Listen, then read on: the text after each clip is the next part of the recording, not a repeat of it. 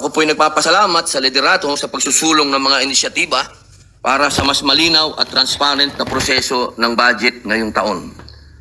Taus-puso rin po ako nagpapasalamat na naipasa ang aking mga isinulong na karagdagang pondo sa NCIP, NCMF at Supreme Court para sa pagtatatag ng mga karagdagang Sharia Courts na malinaw na nagpapakita ng malasakit ng Kongreso sa mga sektor na ito ng lipunan.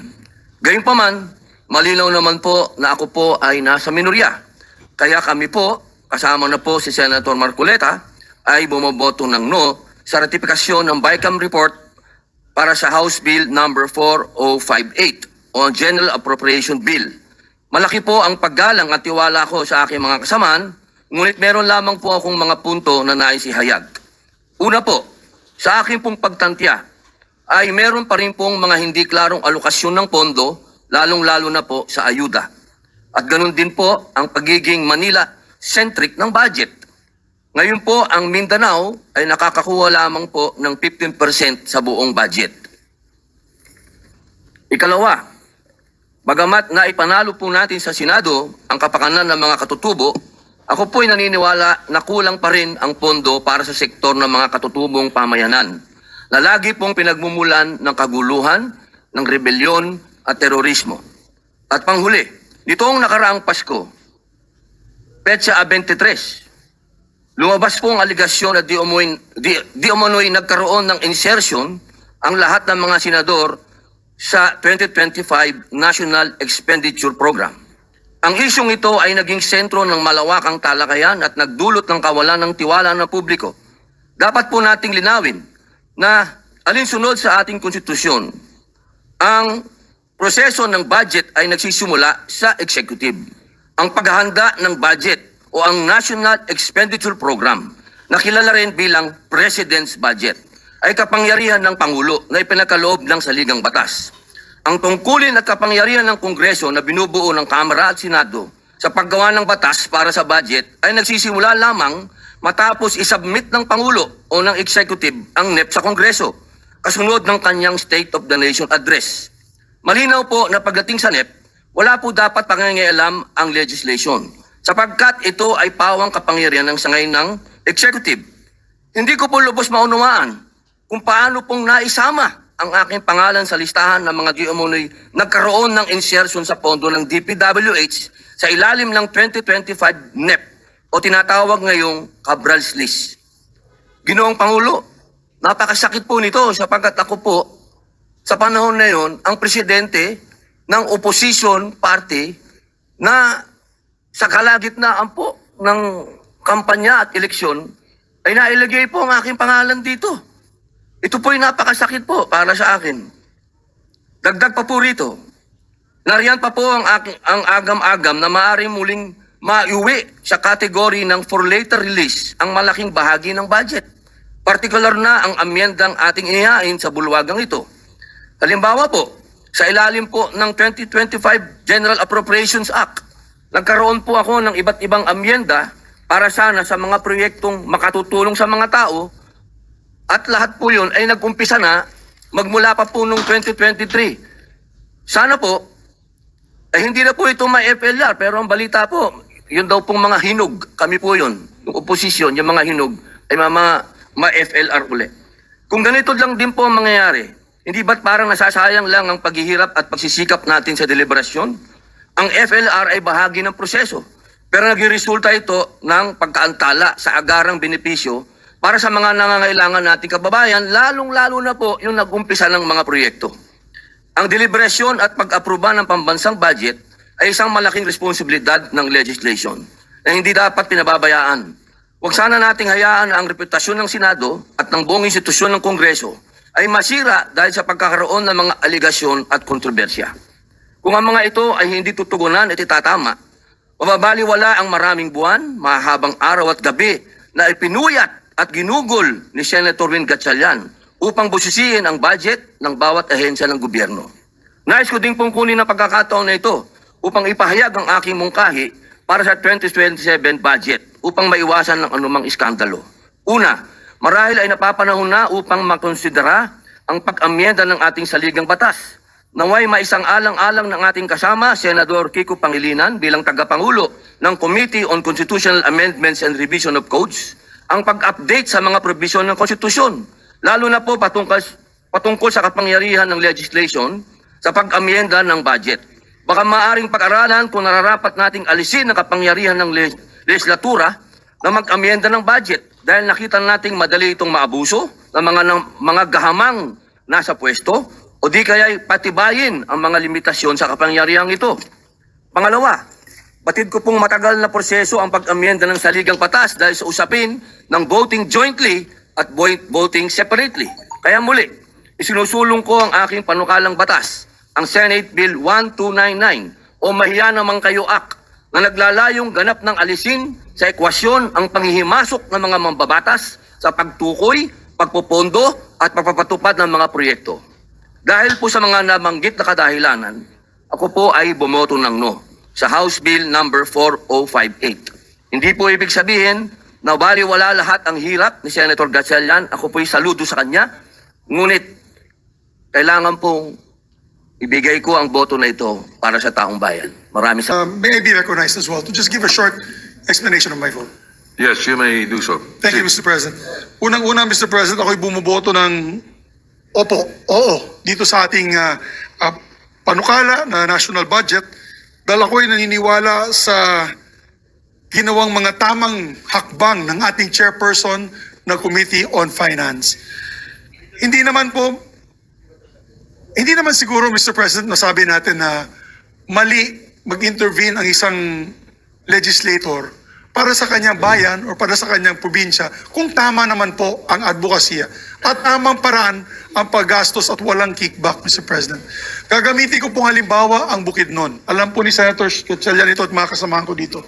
Noong ako'y po'y nahalal noong 2016, yung Bukidnon was in the top 10 in terms of poverty incidences in the country. Top 10. Hiyang-hiya po ako bilang isang senador. So ano pong ginawa ko po? Ako po, under your leadership, tayo po ay nag-amenda ng ating national budget kung saan naglagay po ako ng dagdag eskwelahan sa ating probinsya. Extension campuses ng Bukidnon State University, extension campuses ng Central Mindanao University, at nagdagdag po ako ng 17 TESDA training centers buong Bukidnon po. Because of that intervention, including the needs of the farmers, ang ginawa po namin, halos lahat ng farm to barangay roads ay sinementohan na po namin na dati sa isang barangay Kisawa, Kibawe, Bukidnon, it used to take me a day and a half to get there. Ibig sabihin, pag lakad po namin galing sa poblasyon, walang kalsada po, akit po kami ng malapit sa Mount Kalatungan Range, dun sa amin sa Bukidnon. Dadaanan pa namin yung Pulangi River, Mr. President. Alam niyo po, pagdating ng gabi, tigil na po kami, Mr. President, sa isang purok dahil hindi pa kami makakaabot sa barangay. Ganun kalayo.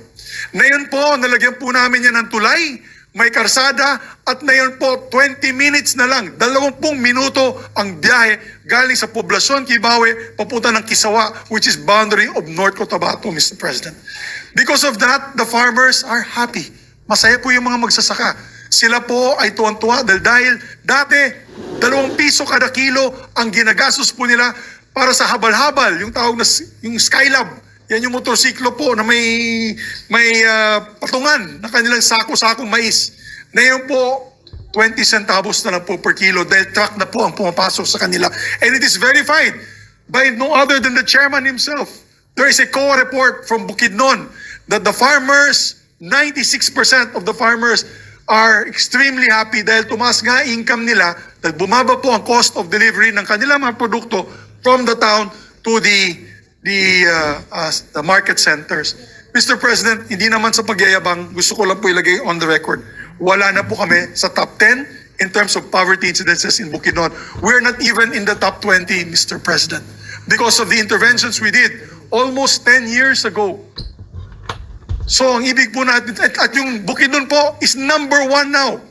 Agricultural province of the country, 7.5% GDP ang binibigay po natin in terms of agricultural growth in the national GDP for agriculture. We beat Nueva Ecija. Nueva Ecija is only 5.5%. So Bukidnon po, we produce pineapples, bananas, sugar cane, palm oil, corn, the second largest producer of corn, the second largest producer of cassava, number one producer of pineapples, second largest producer of sugar. Ang punto ko po, Mr. President, palagi po kami nag-uusap ng aking silingan, aking kapitbahay dito sa plenaryo, si Senator Ping Lacson.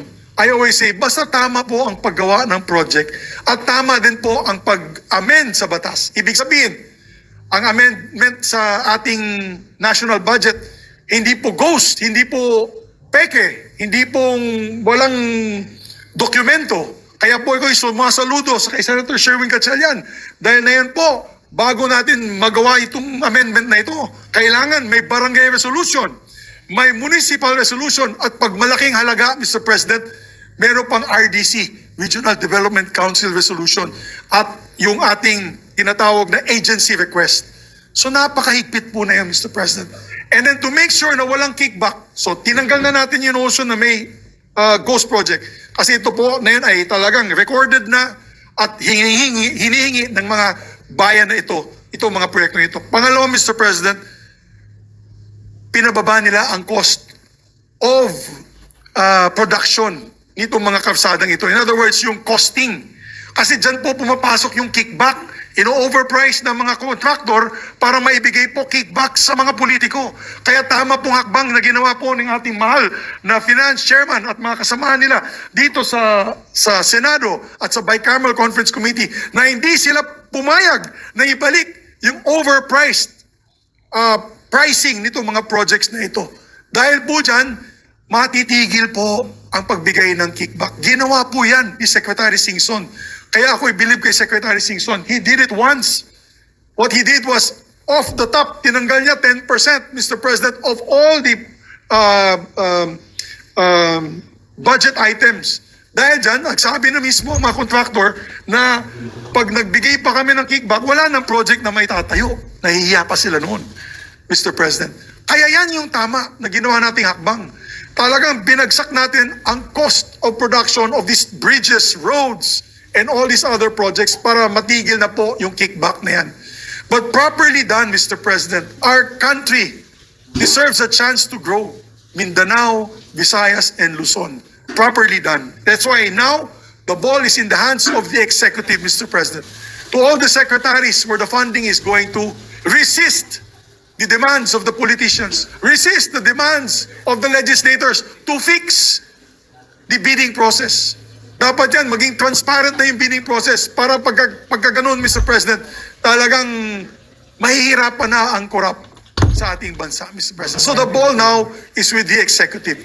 And I hope that these new measures that we have put in place in the budget process will be carried over in the next Congress, Mr. President. We have 2 years to go in the 20th Congress. I'm hoping, and I know while we are still there, the good Senate President, myself, the Senate President Pro Tem, the leadership of the Senate, we will make sure that this will be the new norm for the 20th Congress. Sana po pagdating sa 21st, 22nd, and 23rd Congresses, ganito pa rin at transparent ang gagawin nila, Mr. President. This should be the new normal for the budget process. So, mabuhay po, Mr. President. I vote in favor of the measure, and I thank the chairperson and the Bicameral Conference Committee members with their steadfast leadership to make education